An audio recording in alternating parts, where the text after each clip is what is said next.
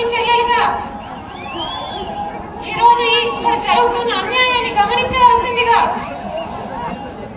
ఈ కుటుంబాన్ని ఎంతగా వేధిస్తున్నారో, మా కన్నీళ్లను చూసి వాళ్ళు ఎంతగా నవ్వుకుంటున్నారో మీకందరికీ తెలుసు. రాజన్న కూతురు కూడా లైన్ లోకి వచ్చేశారు. షర్మిల కడప గడప దాటి పాలిటిక్స్ మాట్లాడిన దాఖలాలు లేవు. ఒక మోడర్న్ ఉమెన్ తన తల్లి పక్కన నుంచి తమ కుటుంబానికి జరిగిపోయిన అన్యాయాల్ని ఏకరువు పెట్టేస్తుంటే జనం సానుభూతి చూపించరా? మన సంప్రదాయమే అంత అంటూ చాలా పార్టీలకు చెందిన పొలిటీషియన్స్ విశ్లేషణలు చేసుకుంటున్నారు. ఇంతకీ ఇవన్నీ దేనికి? ఇంకా దేనికి?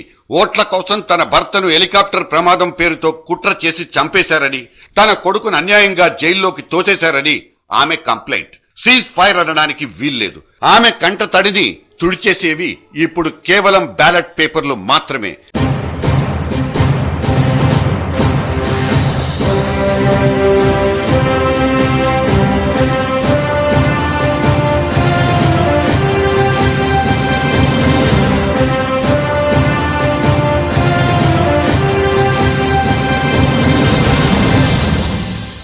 ఎలక్షన్లలో అన్ని అస్త్రాల్ని పూర్తిగా వాడిపారేయాల్సిందే.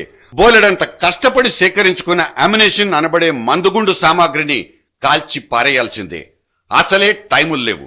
1, 2, 18 ప్రాంతాల్లో ఎన్నికలు. విజయమ్మ స్వైర విహారం చేస్తారనుకుంటే సీన్లోకి అన్ఎక్స్పెక్టెడ్ గా ఎంటర్ అయిపోయిన షర్మిలా మేడం దడదడలాడించడం ఎగస్ పార్టీలోళ్ళకి సహజంగానే మింగుడు పడ్డం లేదు. అయితే ఎందుకో ఇక్కడ పాత డబ్బాల సినిమా ఒకటి గుర్తుకు రాక మానదు. మేడం లక్ష్మీ పార్వతి కూడా సరిగ్గా ఇదే డైలాగులతో ఎలక్షన్ సీన్ రక్తి కట్టించబోయి 20% ఓట్లతో తాను తప్ప ఇంకెవరూ గెలవలేని స్థితిలోకి తన ఎన్టీఆర్ తెలుగుదేశం పార్టీని చతికిలబడేశారు. తన భర్తను అన్యాయంగా పొట్టనబెట్టుకున్నారన్న ఆమె కన్నీటి కథను వినడానికి చూడ్డానికి ఆనాడు జనం తండోపతండాలుగా వచ్చి ఓదార్చినంత పని చేశారు. సదరు సభల్లో నుంచి బయటకు రావాలంటే ఎంత కష్టం. ఈ ఇసుకేసిన రాలని జనసంద్రంలో నుంచి బయటకు రావాలంటే అభిమన్యుడి కథలే గుర్తుకొచ్చాయి కొంతమందికి. ఇక ఆ తర్వాత ఆమెకు, ఆమె పార్టీ తరఫున నిలబడ్డ వాళ్లకు డిపాజిట్లు కూడా రాలేదన్న నిష్ఠుర సత్యాన్ని ఆమె ఇంకా జీర్ణించుకోలేకపోతున్నారు.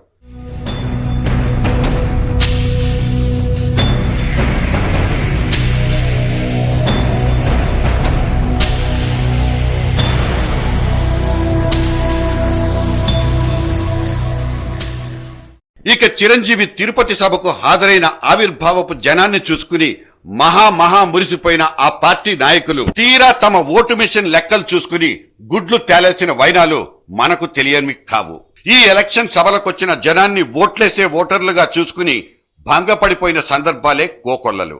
బాక్సులు బద్దలైపోతాయనుకుంటే అసలు బుర్రల్నే బద్దలు కొట్టిపోయే వింతైన ఓటర్లు ఇంకెక్కడా ఎవరికి దాపరించరేమో అంటూ సదరు జనాన్ని కాచిదీరా తిట్టుకున్న రాజకీయ నాయకులు మన మధ్య ఇంకా ఉన్నారు.